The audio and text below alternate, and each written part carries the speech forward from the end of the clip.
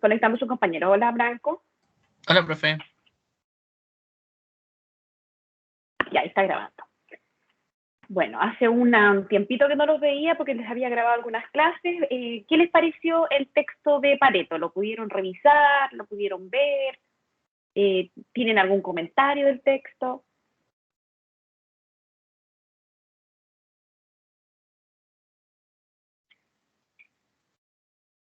El de Pareto, sí.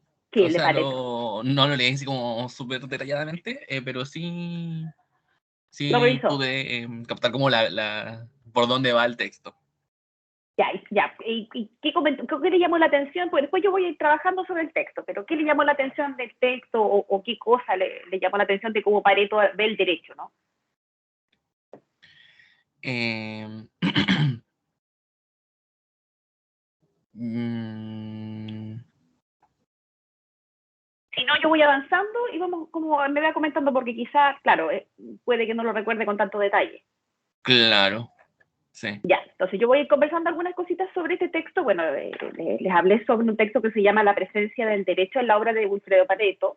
Yo creo que Sí, se acuerdan cuando hablábamos de Pareto, ¿verdad? Porque nosotros en clases sí, el pasadas lo último de Pareto. mencionamos en el óptimo de Pareto, ¿verdad? Y nosotros hablábamos de esta situación óptima, de lo eficiente, y hacíamos algunas críticas sobre esta postura que nosotros hemos visto, de cómo Pareto analizaba y cómo esto se aplica en el análisis económico del derecho y cómo, bueno, nuestro modelo jurídico, económico actual crea normas, anticipa ciertos efectos o habla de la distribución de los recursos que nosotros conversábamos desde el punto de vista económico, que este problema inicial, ¿no? Que tenemos pocos recursos para infinitas necesidades, y cómo se va solucionando con esta idea del óptimo de Pareto, que no habla en términos de justicia, sino que me habla exclusivamente para entender que una distribución es óptima cuando se distribuyen todos los recursos existentes. Eso sería una distribución óptima.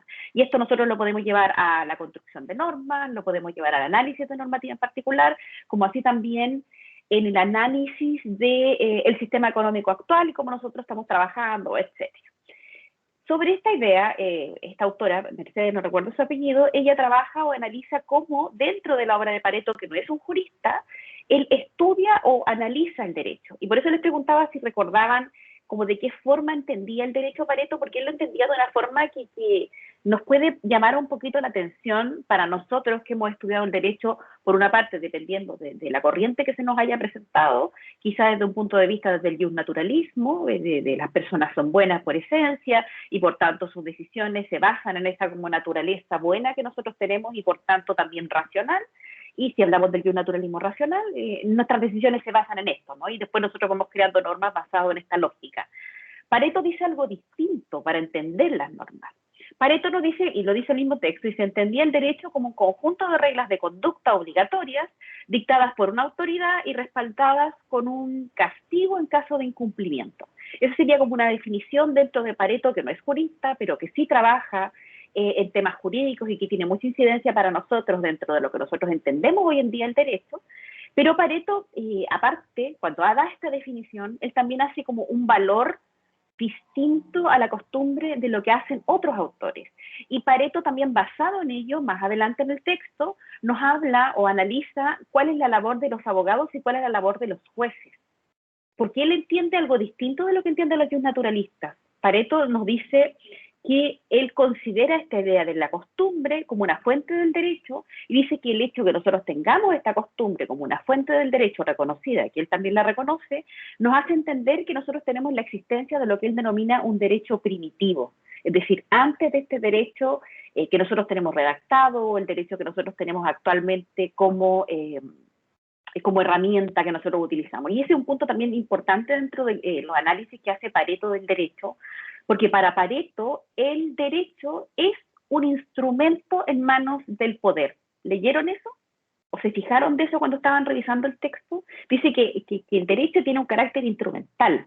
Y por tanto, Pareto cuando dice que el derecho tiene un carácter instrumental, y es muy notable lo que dice él para lo que nosotros estamos viviendo ahora, porque él dice, por tanto, entendiendo que el derecho tiene un carácter instrumental para quienes ejercen el poder, el derecho en sí mismo, y el derecho en todas sus líneas, todas sus corrientes, no podría ser un elemento transformador de la sociedad.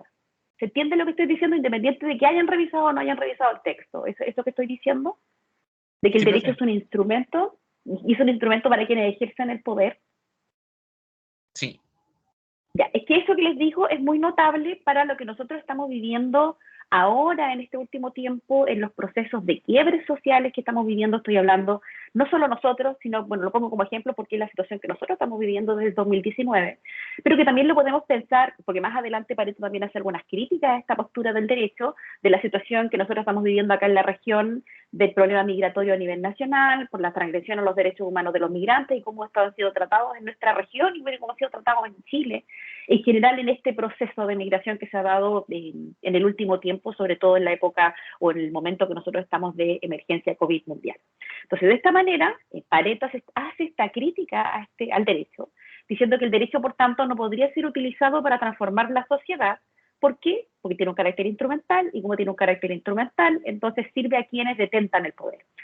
Y también habla con esta especie o forma de regulación de conducta, cuando habla del derecho como un instrumento para el poder, dice que, y relaciona y analiza cómo nosotros creamos la normativa, y cuando creamos la normativa, que era algo que nosotros ya habíamos conversado en clases, nosotros las creamos pensando en un fin de carácter subjetivo.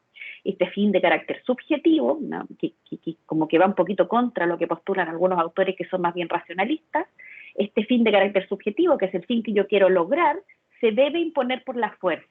¿Leyeron esa parte, por ejemplo, en el empleo de la fuerza que habla Pareto, y sobre todo por la situación para llevar este problema concreto? Porque bueno, yo en la mañana les mandé un seminario, no creo que lo hayan podido ver, ojalá lo pudieran ver en algún momento que tengan libre, que puedan escucharlo, porque los autores hablan precisamente del ejercicio democrático, y hablan también de cómo nosotros convivimos o ejercemos poder, ¿no? Y cómo nosotros como generación, la suya, la mía, la anterior a la mía, viviendo en democracia podemos conversar incluso pensando distinto.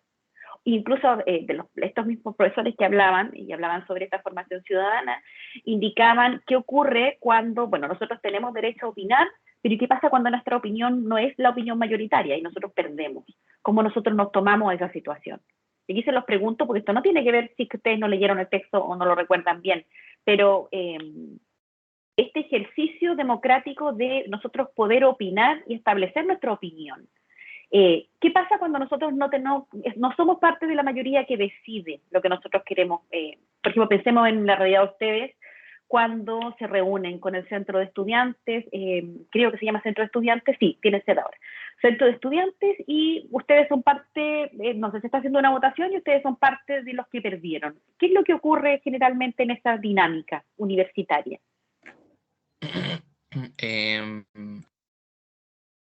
Dilo nomás, No se va. Díganme, si quiere primero hablar Branco y después Sebastián, o primero Sebastián y después Branco. Como prefieran. Franco, tú primero. Da sentimiento un poco igual de, no sé, o sea, más allá del resultado en mi caso, en esa situación concreta que usted ha dicho, cuando la opinión no es mayoritaria, a mí es como lo que más me afecta es que yo considero que las cosas se hicieron un poco más chuecas, no que sea así como mal perdedor, pero a la vez igual, obviamente hay un sentimiento de, no sé, como, no sé si la palabra es amargura, porque sí, frustración, sí, porque amargura es como demasiado, sí, claro, Muy frustración. dura. Frustración, ¿verdad? Ya. Sí. ¿Y Sebastián? No, más que nada que uno se siente perjudicado de cierta manera y que no es escuchado. Claro. Que no he escuchado, ¿verdad? A pesar de que Ah, quizá participamos en el debate y dijimos nuestra opinión, pero quizá, claro, no fue una opinión popular, entonces no nos apoyaron en lo que nosotros estábamos presentando. Se los digo incluso desde mi postura cuando yo fui alumna, y para no ponerlos en una situación más complicada, cuando yo fui alumna, no sé, algunas veces en mi facultad se decidía irse a paro a la universidad. Yo en general no era de los compañeros más revolucionarios que decidían irse a paro y buscaban siempre otras alternativas, porque temía lo que ocurría después de los paros, que quizás no tenían todas las evaluaciones juntas, que ustedes lo saben, ¿no? O que quedaban ventanas que no podíamos estudiar, etcétera. Entonces yo trataba siempre, en cualquier reunión que nosotros teníamos como con la federación o con el centro estudiante, de buscar otra alternativa, de poder hablar con la autoridad y poder hacer o generar los cambios que se necesitaban. Entonces, generalmente perdía, no era solo yo, éramos un grupito pequeño en relación al resto, y claro, eso provocaba alguna frustración. Ya, esta discusión democrática que a nosotros se nos da dentro del margen de la universidad y que tiene que ver con lo que habla Pareto con respecto al uso de la fuerza y a cómo nosotros mantenemos esta democracia, esta situación donde todos tenemos derecho a opinar, incluso aquellas voces que nos complican o aquellas voces, porque no todos hablamos lo mismo, sino que a veces tenemos diferentes opiniones y son opiniones que se cruzan o que son absolutamente contrarias unas con otras, ¿no? Entonces, pero en un ejercicio democrático total, y esto también lo dice Pareto y lo dice también los autores que hoy día yo escuchaba en la mañana, nosotros tenemos que aprender a escuchar esas voces que quizás no están de acuerdo con nosotros e incluso muchas veces también aprender que el ejercicio democrático es precisamente eso, que nosotros podamos participar válidamente del debate, de la discusión, de la toma de decisión, pero eso no implica que nuestra postura, que nosotros consideramos como correcta, va a ser la postura que va a quedar o la que va a ganar, ¿no? Y eso tiene que ver con su generación y con la mía, que lo que hablaban estos autores en particular, estudios han señalado que somos como los más sensibles o los más complejos a poder tener esta posibilidad o entender que a veces tenemos que perder y que lo que vale en esta idea del que tenemos que perder es que se mantenga el sistema democrático. Y esto se los digo porque esto que nosotros conversamos dentro de la realidad, nosotros, ustedes como centro de estudiantes, yo como centro de estudiantes, como federación, o incluso en mi ejercicio como profesora, en los consejos de facultad, algunas veces yo voy a votar de una determinada manera y quizá mis colegas no van a estar de acuerdo de eso y yo voy a hacer voto minoritario, para seguir dando este ejemplo. Yo lo veo también en un ejemplo macro, por ejemplo, en la Convención Constitucional, Convención Constituyente, la que están redactando la Constitución para Chile. Esta última semana, y bueno, las últimas semanas han estado votando el reglamento que los va a regir y bajo el cual van a tomar ciertas decisiones. Y una decisión muy importante y muy debatida en algún momento era si iban a respetar o no estos quórum preestablecidos en el acuerdo que generó esta posibilidad de hacer una nueva constitución para Chile. ¿Se recuerdan esto de los quórum especiales, de los 3/4, 2/3? ¿Se recuerdan de la discusión ahí? Sí. Ya. Y que es muy similar a las de quórum calificado que se aplican en el Parlamento.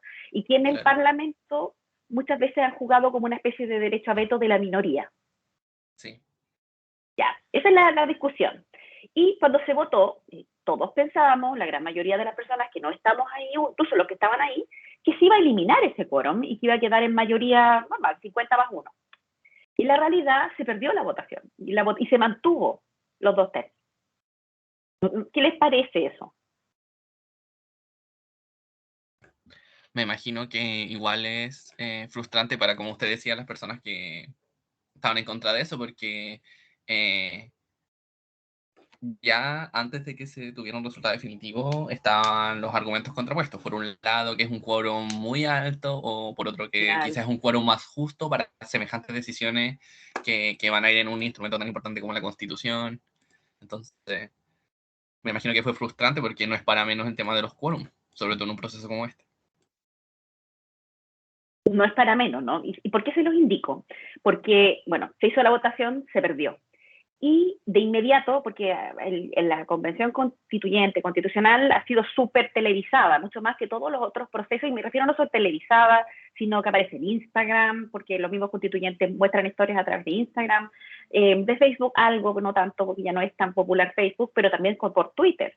Y empiezan discusiones entre las y los constituyentes, y una constituyente en particular, que yo admiro mucho, y encuentro que es una mujer que sabe mucho, ¿no? Pero claro, quizás se ofuscó ante no contar con el apoyo y los votos de los 2/3, ¿no? De bajarlo a una mayoría mínima, ¿no? Más, 50+1, que fue Bárbara Sepúlveda.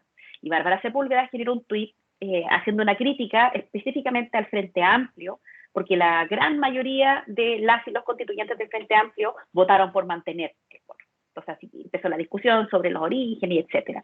Y le contestaron otros constituyentes como, me olvidé el nombre de este caballero que es periodista, creo, pero que es historiador, o sea, que escribe libros de historia y muy criticado por los historiadores. Baradit.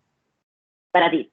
Y Baradit le contesta y le dice, vaya, o sea, como que cuando ella gana, no se queja, pero cuando pierde, entonces se queja a través de las redes y nos hace ver a nosotros como vendidos, ¿no? Baradit sigue teniendo Twitter. Sigue teniendo Twitter, sí, sigue teniendo Twitter. Yo que me lo hubiera borrado porque con esos tweets que le encontraron la otra vez. No, y a él también lo criticaron bastante por Twitter el tema del secreto bancario. No sé si ustedes lo saben, pero también otro de los puntos que se discutió en la convención era la posibilidad que los antecedentes bancarios de las y los constituyentes estuvieran más fácilmente poder ser revisados por el público y por el gobierno y por quien sea necesario a fin de garantizar la probidad, y eso también fue una propuesta que hizo Bárbara Sepúlveda para modificación al reglamento, y también se replicó. Y ahí sí que fue una discusión notable, donde Adria votó en contra del secreto bancario, Baradit votó en contra del secreto bancario, y así muchos otros constituyentes que uno esperaba que quizás no votaran en contra del secreto bancario. Entonces ahí para que vean, y esto tiene que ver con lo que estamos conversando. Incluso estas discusiones que nosotros veis, cuando hablamos de este ejercicio democrático, sea que lo estemos hablando dentro de cómo nosotros conversamos en el aula, sea los ejercicios democráticos que ustedes ejercen dentro de sus estructuras universitarias, como yo también dentro de mis estructuras universitarias como académica dentro de la universidad o como funcionaria de la universidad, se van replicando cuando vamos yendo a situaciones mayores, más grandes, ¿no? Como el Parlamento, como la Convención Constitucional o Constituyente. Entonces ahí vamos viendo cómo se va replicando esta idea, y en esta idea Pareto habla de distintos tipos de regulación. Una vez que ya determina, él siempre considera que el derecho es un instrumento, es una herramienta, y es una herramienta del poder. Eso es para Pareto. Y él habla de la regulación de la conducta, y como dice, bueno, como el derecho es un instrumento y por tanto las normas se redactan en virtud de quien está ejerciendo el poder en particular, que en el caso de nosotros tendríamos un ejemplo dramático de toda la normativa que se redactó desde el golpe militar en adelante, donde claramente sí se generó toda una estructura jurídica que era expresión de quien estaba ejerciendo el poder en ese momento, o del grupo que estaba ejerciendo ese poder, porque no estoy hablando solamente de una persona, ¿no?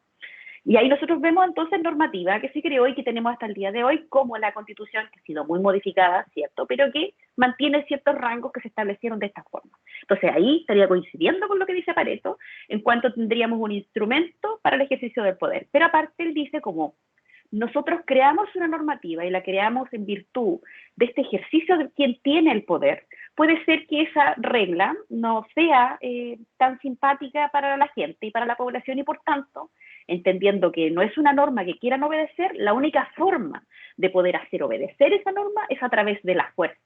Por eso les indicaba este análisis que hace Pareto del empleo de la fuerza, sobre todo por las críticas que han existido, bueno, casi durante toda nuestra historia, pero sobre todo en este último tiempo donde se han hecho más evidentes, y bueno, hay informes al respecto de algunos abusos por parte de nuestros funcionarios de la policía. En particular hay uno, no sé si lo vieron, también nuevamente con respecto a la convención, que es como lo más vigente que nosotros tenemos, a la constituyente indígena Rapa Nui, se participó como en la acusaron creo de violencia intrafamiliar, o no, de abandono de su hijo, porque en una discusión con su marido, algo así, y unos carabineros la fueron a abordar, la buscaron, dicen que ella estaba escondida debajo de un auto, ella salió y muestra el video donde la empieza como a ahorcar un carabinero. Terrible, ¿no? Sí. Sea cual sea la situación, porque nosotros desconocemos realmente qué fue lo que ocurrió, pero en cualquier caso, incluso en el caso en que cualquier persona, no solo porque ella sea constituyente, estuviera cometiendo un ilícito, no hay nada parte de los protocolos que se establecen para carabineros en cuanto a un uso de la fuerza tan desmedida en esas circunstancias y con el nivel de violencia y bueno, y odio que se ve en el video, porque realmente impresionante el video, la fuerza que aplica el carabinero con una mujer encima súper delgadita, chiquitita, que era muy fácil de controlar, creo yo. Y mujer, más encima. Y más lamentable aún que sea mujer. Entonces, ahí donde nosotros, y ahí vemos esta idea de esta conducta y cómo el empleo de la fuerza busca entonces a veces que uno se adecue a determinadas conductas que uno como que quizás no quisiera aceptar.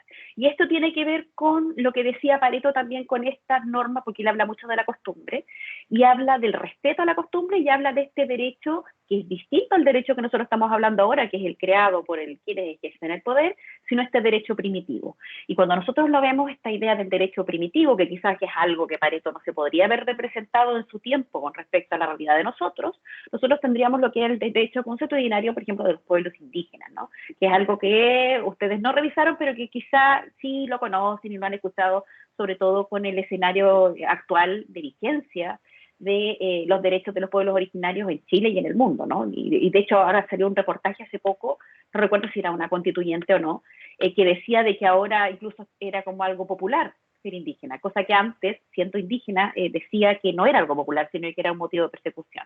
Entonces quizás sí conocen algo de derecho constitucionario o saben que los pueblos originarios en Chile, bueno, son 10 pueblos originarios y que tenían ejercicios de ciertas reglas normativas que nosotros podríamos determinar que serían así como esta idea del derecho primitivo que Pareto insinuaba o reconocía dentro de sus propios sistemas occidentales de regulación de conducta, que es de donde él trata de analizar para poder generar todos estos modelos predictivos que nosotros conversamos desde lo económico y desde la creación de normas siguiendo ciertos principios económicos.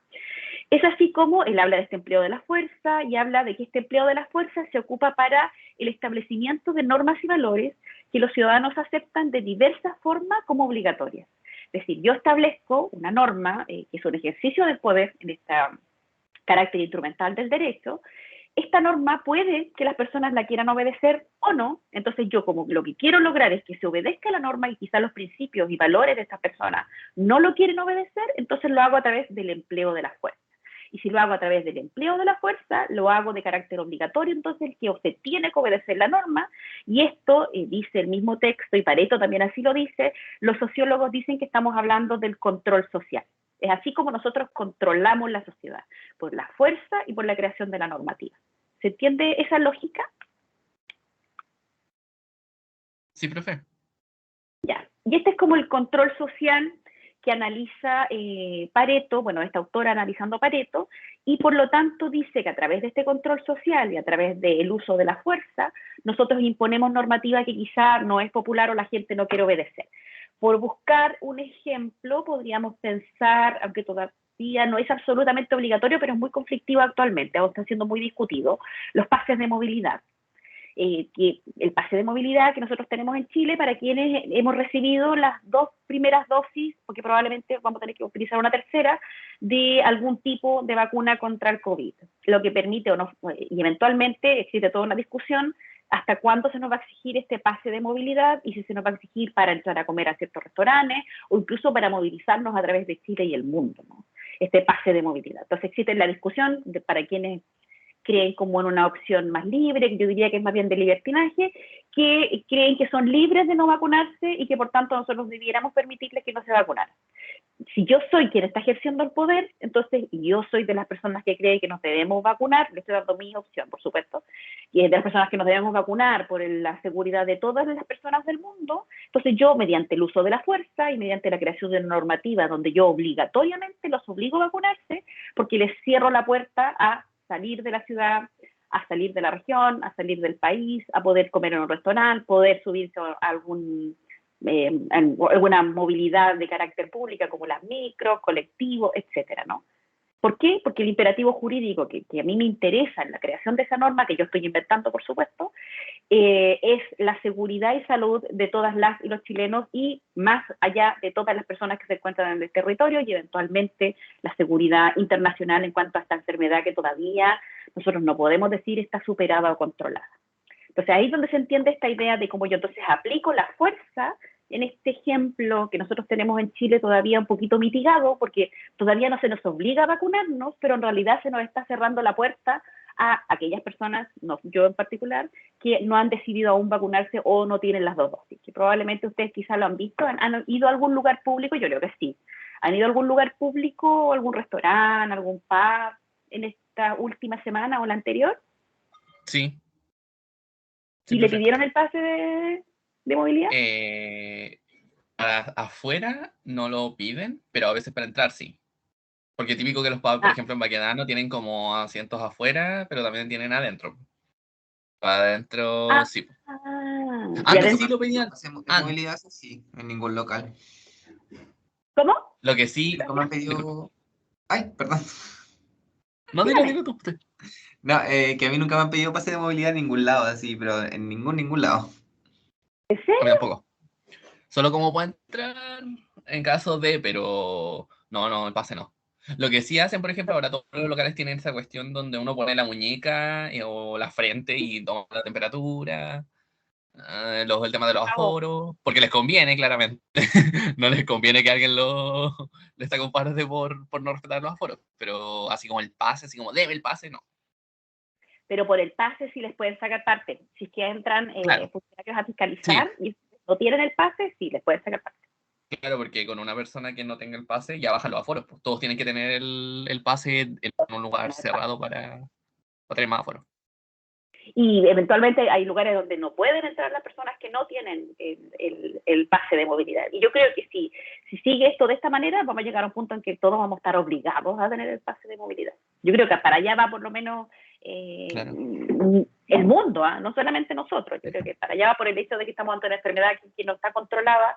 Y no sé si saben que acá en Iquique también en particular, en el último tiempo han subido bastante los contagios por COVID, harto. Y en la Delta, que no es peor, pero el contagio de la Delta es bastante más rápida que la otra versión del COVID. Sí.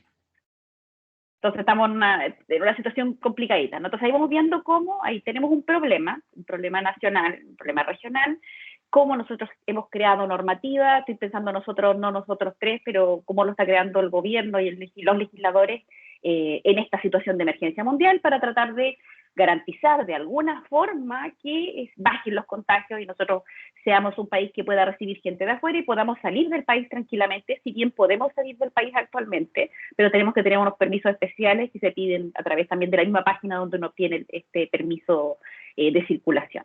Entonces ahí donde me habla entonces Pareto de este empleo de la fuerza. ¿Por qué? Porque las normas naturalmente entonces se crean como un ejercicio de creación de la norma basada en los principios de quienes ejercen el poder.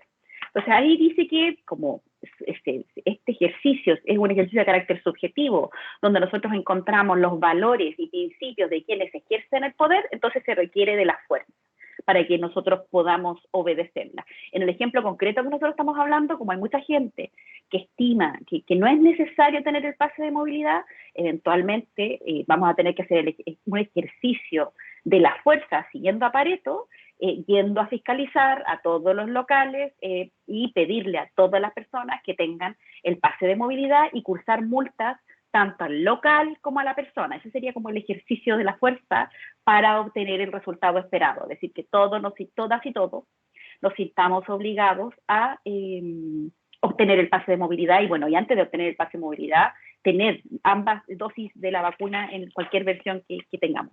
Sobre todo nosotros en Chile, que a diferencia de otros países, nosotros la vacuna es gratis, no siquiera la pagamos, ¿no? Solamente la decisión de ir a vacunar. Y que todas las dudas que teníamos, o gran mayoría de las dudas que teníamos, se han solucionado con el tiempo. Ya, y de esta manera entonces me habla Pareto de cómo se crea la norma, cuál es este fin de carácter subjetivo de la norma, instrumental de la norma, y cómo es necesario entonces que para que se respete la norma, porque no todos estamos de acuerdo con los principios aquí consagrados, el ejercicio de la fuerza, ¿no? En la normativa en particular.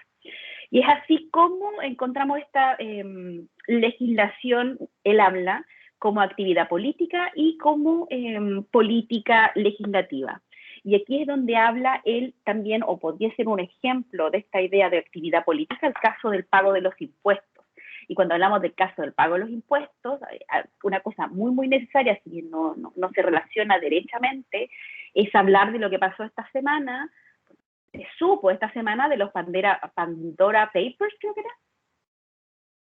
Sí, así se llama. ¿Lo vieron? Pandora Papers, ¿no? Yo no tengo muy claro porque esta semana estaba como con hartas cosas, pero por lo que entiendo algo de la minera Dominga, que nuestro presidente como que tuvo algo que ver en la venta de la minera Dominga. Algo así era. Yo tampoco me informó mucho, pero sí. Había un contrato y en específico llamaba la atención, creo que una cláusula, la cláusula tercera, me parece. Pero no sé específicamente qué tenía. Y que él aduce que esto es algo que fue revisado en el 2017 ya por tribunales, y como que, por tanto, él dice, esto quedó como limpio, no hay problema, pero el problema es que los Pandora Papers traen documentos, porque en ese momento, en 2017, la Fiscalía decidió no investigar, pero no conocían de estos antecedentes que estaban en el Pandora Papers. Entonces no es tan como él lo dice. parece, ¿no? Por lo que se dice. Y se habla de que quieren hacer una acusación constitucional contra el presidente por falta grave, etcétera. Y aquí es donde me se va, y también en el otro texto que yo analicé en clases, que fue una clase asincrónica, no con ustedes, que se hablaba, hablábamos de diferentes formas de entender este texto de Kaldor, imagino que también lo leyeron, cuando habla de la teoría ricardiana, la teoría marxista, las teorías neoclásicas. ¿Recuerdan ese texto? Sí, profe, le quería decir eso. De verdad que intenté leer ese, o sea, lo leí, efectivamente, pero era muy difícil. No había forma que me entrara. No lo Es entiendo. difícil, sí, es difícil de entender para nosotros. Demasiado. No, de Sí, verdad porque que es no, muy, lo leía, lo releía y no podía, no me entró. No. porque es de economía, es como de Sí, economía demasiado. total. Yo lo que hice para yo poder explicárselo a ustedes, que bueno, yo lo escribí fue hablando de cómo las diversas teorías analizan el principio marginal, la plusvalía, cómo lo entienden desde el punto de vista marxista. Finalmente son posturas de cómo uno va entendiendo que se va generando el capital y cómo este se distribuye, por ejemplo, entre las y los trabajadores, o cuál es la incidencia que tienen las y los trabajadores en el mercado, ¿no? Y cómo este va evolucionando y se va convirtiendo en un mercado cada vez más capitalista, y cómo aumentando la fuerza de trabajo. Entonces, de esa manera yo lo analizo más que preocuparme de las curvas y demás. Pero si quieren, bueno, podemos analizarlo un poquito más, no sé si en esta clase o en la siguiente, y me pueden hacer preguntas si es que no les quedó muy claro el texto, porque yo entiendo que era un texto complejo de entender. Entonces yo me hice como unas estructuras generales que quizás les podrían servir a ustedes para entenderlo. Ya, profe. Y ya, pero no hoy día, porque hoy día venía preparada como para Pandora y podría tratar de escribirles como en algún paper la estructura que hice yo para poder entenderlo de la teoría, a pesar de que yo creo que estas estructuras es bueno que ustedes también las hagan. Cuando lean, vayan escribiendo, pues ayuda un poquito a veces a entender.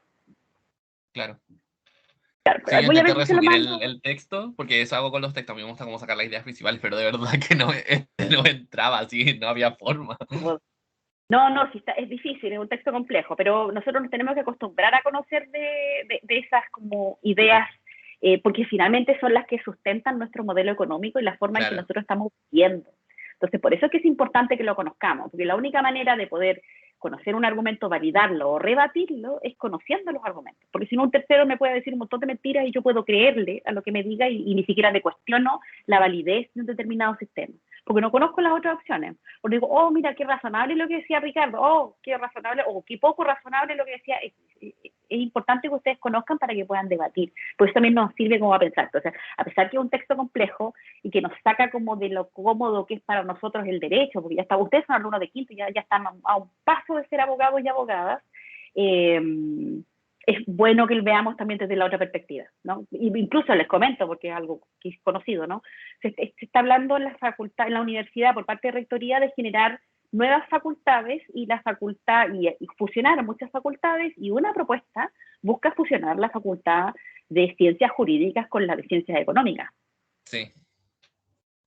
A mí me molestan sobremanera esa propuesta, yo prefiero otra propuesta que nos quieren unir con arquitectura y nosotros seríamos escuela de derecho. Yo prefiero esa opción a que nos junten con economía, porque no. Y lo digo públicamente, no. No quiero trabajar con economía o ser una facultad conjunta. Ojalá que no ocurra eso y que ocurra la otra opción, porque sí o sí eso va a ocurrir, nos van a mover en alguna parte.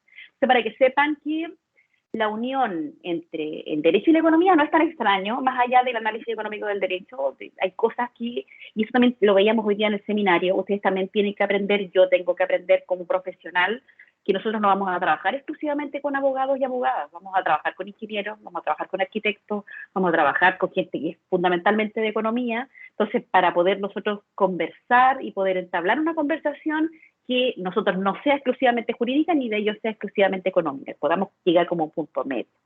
Y también se hablaba, y me parece importante y tiene que ver un poco con lo que estamos revisando ahora, de cómo ustedes van a ejercer la profesión desde un punto de, hablaba uno de los profesores que me pareció muy interesante, que no pueden existir profesionales que no tengan empatía, o que nosotros no nos importe que las nuestras decisiones que tomemos como profesionales afecten a un tercero, que no nos sea indiferente la decisión que tomamos.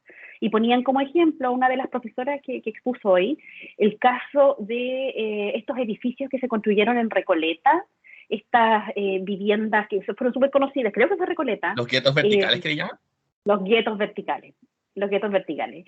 Entonces, ¿qué es lo que hablaba? ¿Por qué lo mencionaba? Porque eso tiene que ver con la formación ciudadana en la universidad. Dice, ¿cómo nosotros podemos poner esta idea de la formación ciudadana una carrera netamente económica, netamente comercial, netamente, decían, como que se entiende más en las carreras sociales, pero cuesta un poquito más en otras carreras. Pero decían como, por ejemplo, y hablaban desde la empatía, cómo un arquitecto o una arquitecta generó ese proyecto. Cómo cuando alguien le pidió que hiciera ese proyecto, no pensó, es que no es ético que yo haga esto. Y no es ético porque la decisión que yo estoy tomando de generar estos planes para esta empresa que me van a pagar, etcétera, es decir, desde mi mente neoliberal y de mi interés económico me puede interesar como profesional, ¿dónde está lo ético de yo decidir hacer esos guetos? Y uno de los problemas que mencionaban, pues yo no los he visto, no subieron estos edificios, pero aparte de que son muy pequeñitas las viviendas y las unidades, es que hay muy poquitos ascensores. Y dicen que, y son altísimos, y que puede ocurrir incluso que ustedes, si ustedes vivieran o yo viviera en uno de esos guetos, nos podemos demorar hasta 35 minutos al subir a nuestro, o poder acceder a un ascensor para llegar a nuestro departamento, porque hay poquitos ascensores para demasiados departamentos. Entonces, esta decisión, la persona que construyó este edificio no lo pensó desde el punto de vista ético. Claramente tampoco pensó con empatía.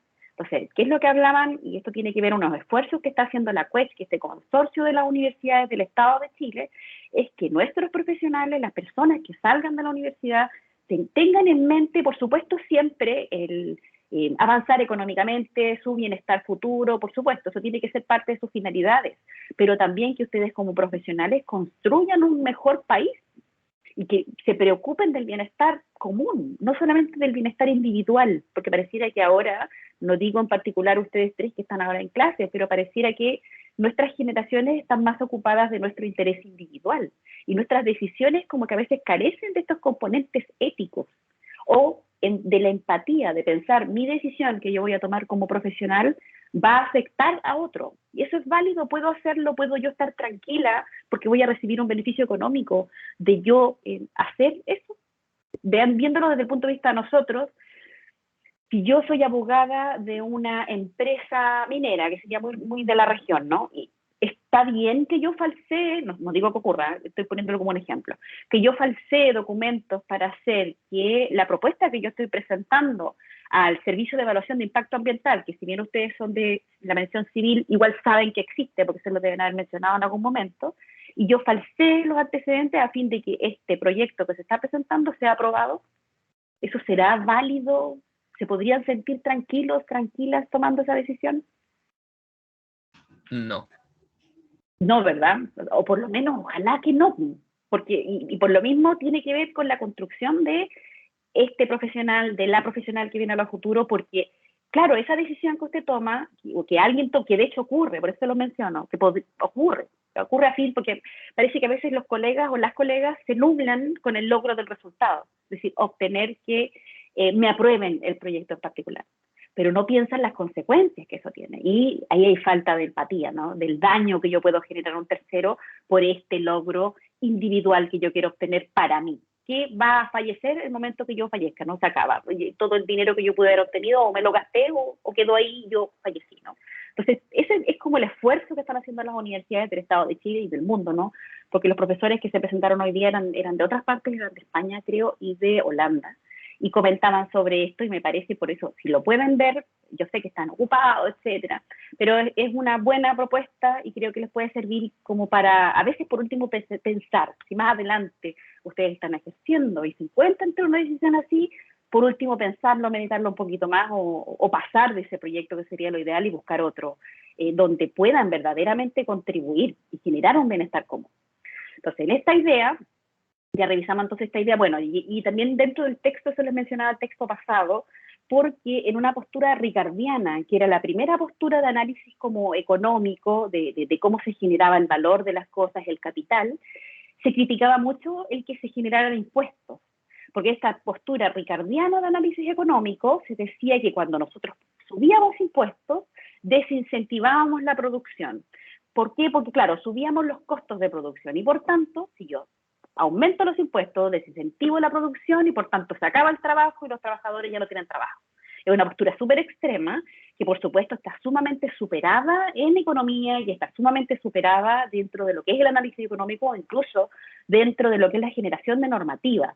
Pero se los menciono, se los hice leer porque dentro de los debates presidenciales, ahora de los debates para ser diputado o diputada, core, etcétera, entre esa discusión y hay gente que hasta el día de hoy argumenta que si se suben los impuestos, aunque sea por una cantidad mínima, esto va a afectar la economía gravemente, y si ponemos un impuesto a los grandes capitales en Chile, van a hacer que los capitales huyan de Chile y por tanto no va a haber trabajo. Y esa alarma que se produce, y incluso uno lo ve hasta en los medios de prensa, tiene que ver con esa teoría ricardiana. Y esa teoría ricardiana superada hace mucho, mucho, mucho tiempo. Y encontramos estados donde, en efecto, el Estado tiene muchas más herramientas y hay impuestos que son altísimos, como sería el caso de Francia. Francia tiene altos impuestos, sobre todo altos impuestos a la riqueza, y estos impuestos que cobra a los más ricos, pero también a los más pobres de forma proporcional, sirven para que tengan educación, incluso universitaria, gratuita para todos los que puedan acceder a ella en cuanto a sus capacidades, ¿no? Entonces, se puede, ¿no? Claro, nosotros no podemos hacer un cambio drástico de aquí a mañana, pero sí tenemos que ir avanzando en ello, sobre todo y es algo que se comentó, sobre todo por Pandora Papers, de lo mucha gente que va de impuestos en Chile, que no son precisamente los más pobres. Los más pobres todos pagamos los impuestos porque la mayoría de los impuestos que pagamos son el IVA, ¿no? Que es este impuesto que nos cobran a todos, y el impuesto a la renta, que nosotros tampoco sabemos cómo evadirlo, entonces no lo evadimos y nos cobran. Entonces ahí es donde se producen estas desigualdades, que también es revisado por este autor Pareto cuando analiza la normativa como un instrumento en las manos de quien ejerce el poder. Y lo último que menciono en esta primera hora, porque vamos a tener un break, también, y esto también tiene basado en todo lo que hemos revisado hasta ahora, Pareto nos habla de un realismo jurídico y dice: el fenómeno jurídico se halla presente en su obra de forma marginal dentro del análisis de las acciones lógicas, los residuos y las derivaciones. Y habla de un problema de la eficacia del derecho. Y dice, y esto lo habla, y esto se los adelanto, cómo funcionan los jueces, dice. Las y los jueces, cuando dictan o conocen una determinada situación que deben juzgar, antes de siquiera ver el derecho, ya tienen formado en su mente cómo van a fallar. Eso es lo que dice Pareto. Por tanto, no es una decisión de carácter racional, sino que es una decisión que se toma en virtud de los principios y de todo lo que constituye esta persona que es juez o jueza. Y una vez que toma esta decisión, antes incluso de mirar el derecho, decir, yo considero que Scarlett tiene razón. Por tanto, después de eso, yo tomé esta decisión que no es racional, sino que es basada en mis sentimientos, dice Pareto, que tiene que ver con estos principios y estos valores subjetivos que nosotros llevamos dentro de nosotros. Una vez que yo ya tengo esa decisión donde yo digo, Scarlett tiene razón, busco los argumentos jurídicos para sustentar lo que yo digo. Esto que dice Pareto es algo diverso de lo que nosotros hemos revisado hasta ahora, de lo que dice el justnaturalismo, de lo que me dice este derecho racional, porque el derecho racional me dice que no, el juez o la jueza falla teniendo siempre en mente la normativa, y en virtud de la normativa dice, no, yo considero que Scarlett no tiene razón, que la razón la tiene Sebastián. Pero es basado en este análisis previo y racional que hago de la normativa. Pareto dice que no, que yo lo hago desde los sentimientos, yo pienso qué es lo que yo siento según los principios y valores que yo contengo, cuál de ambos tiene la razón, y después de eso busco los argumentos jurídicos para sustentar lo que yo desde mis sentimientos y como en chileno, como desde la guata, pensé que era real y que era falso. Y de esa manera hay una crítica sobre este realismo en las decisiones que toman los jueces y las juezas. Ya, entonces ahora vamos a tener un break de 15 minutos y después les voy a preguntar qué opinan de esta opinión de Pareto, que a mí me parece como interesante de cómo fallan los jueces, que saber si ustedes opinan que si eso es real, si es falso, si se equivoca Pareto, o si creen que los jueces siempre actúan con la normativa en mente. Así que nos vemos en 15 minutos más. Profe, yo le quería pedir algo. Dígame. Lo que pasa es que en otro ramo, que es... ¿cómo se llama específicamente el ramo? Se llama Derecho de Negocios Internacionales.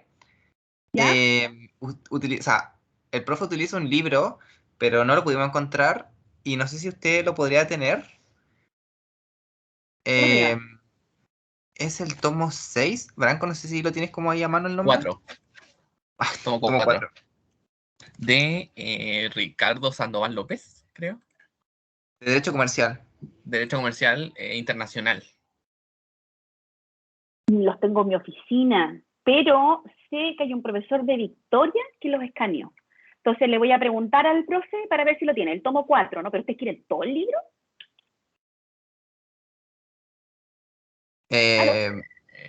No sé. Depende de lo que va a hacer el profe. ¿Ah? Depende de lo que va a Ya, hacer el profe, yo entiendo. creo. Es curso Ya, de Derecho entiendo. Comercial, tomo 4 de Ricardo Sandoval López. Derecho comercial. Sí, sí, él es súper tradicional en comercial. Ya, y le voy a preguntar al profe si es que lo tuviera. ¿Lo buscaron en las fuentes de nosotros? Sí, no Sí, está. profe, no está. Ya. Entonces yo le voy a preguntar al profe para ver qué me dice y les comento. El libro, Ya, por si acaso, es profe. sobre, bueno, comercio internacional. Sí, comercio Unidropo y internacional. todas esas cosas. Sí, Sí, ya, comercio internacional. Ya, le voy a preguntar, no sé si me va a contestar ahora, pero por si no se los favor. tengo para la próxima clase. Ya, Listo. gracias, Ya, profe. nos vemos en 15 minutos. Ya, Ya, profe. Chao. gracias.